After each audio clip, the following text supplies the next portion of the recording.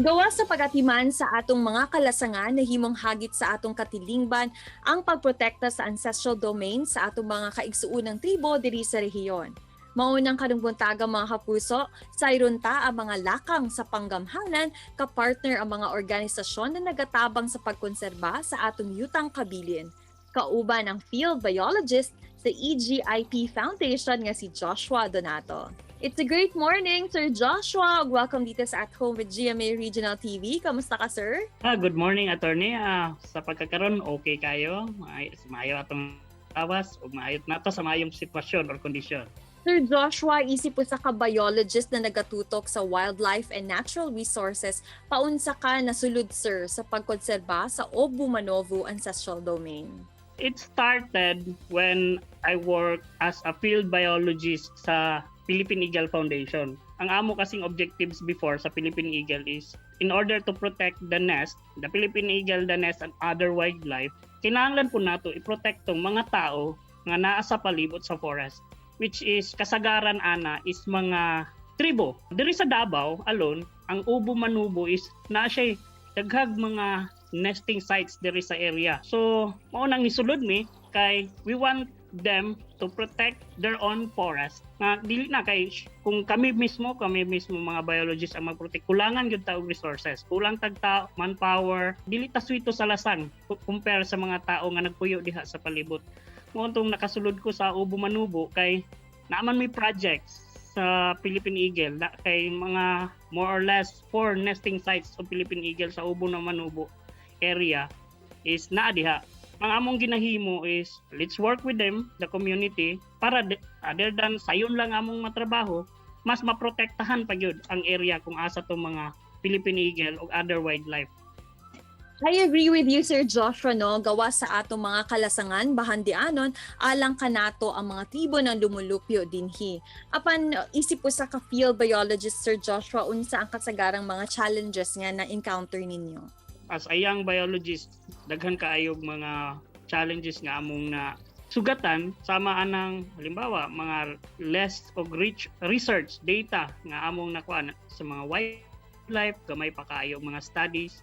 Then on the long run na katong mga logistic supports, financial supports for travels, then naapoy mga kung naka sa field kanang ang panahon, klima, weather. Then kung naka sa forest or naka sa dagat, lisod kay lain-lain og sitwasyon kada forest. So kada dagat na ay mga wildlife nga kanang malala, na ay mga friendly. So then kung naapoy mga politics involves, kung naka sa area daghan kag agian kanang bureaucracy sa atong government is isa na sa nakapadugay kung naami mga himuon ng mga research on the field.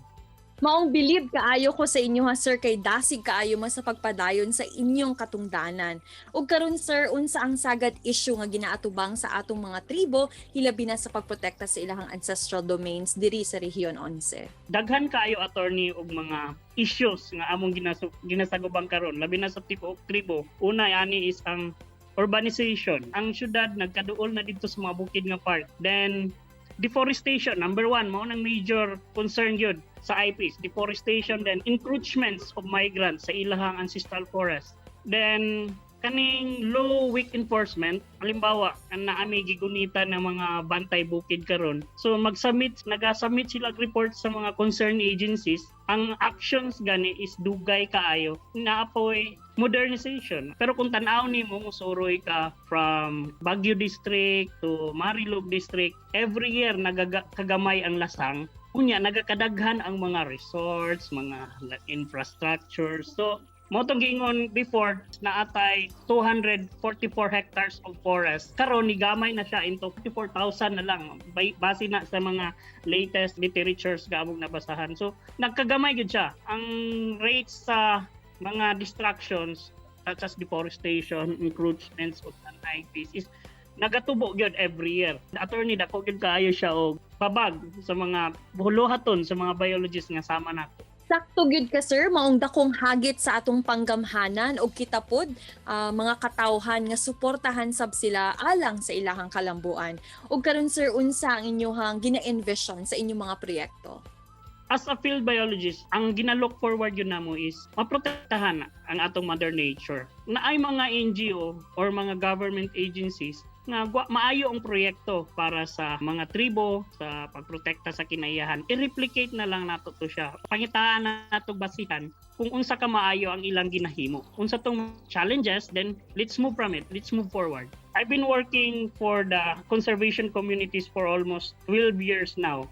Nganong nagabaligya man sila, nganong namutol man sila og mga kahoy, nganong nanghunting man sila og mga wildlife, tungod kay wala sila saktong panginabuhian. Kung mahatagan nato sila panginabuhian, halimbawa sama sa among ginahimo sa among project ma'am sa NGO, tagaan nato sila panginabuhian diri sa ubos, i-edukar nato sila aron sila na mismo ang magprotekta sa ilahang mga ancestral domain nga yuta, sa ilang yutang kabilin. Tagaan nato sila mga sustainable nga panginabuhian nga ilang ikabuhi sa ilang pamilya ug aron pod sa ilang pang-adlaw-adlaw na mga panginahanglanon.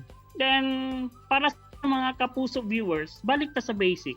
Katong pinakasimple, recycle, reuse. Live sustainable, maggamit tag bike sa atong transportation, magkaon tag mga organic food, mag-conserve og water. Labi na karon sa panahon sa pandemic, kinahanglan nato ang protektahan ang atong Mother Nature kay nakita nato unsa ang epekto kung siya mismo ang mobalos sa atoa.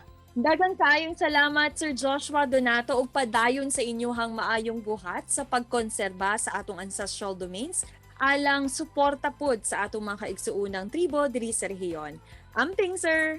Okay, attorney, daghan pod kaayong salamat. Hinaot na nakahatag ko og saktong impormasyon sa inyong programa. Kini ang At Home with GMA Regional TV.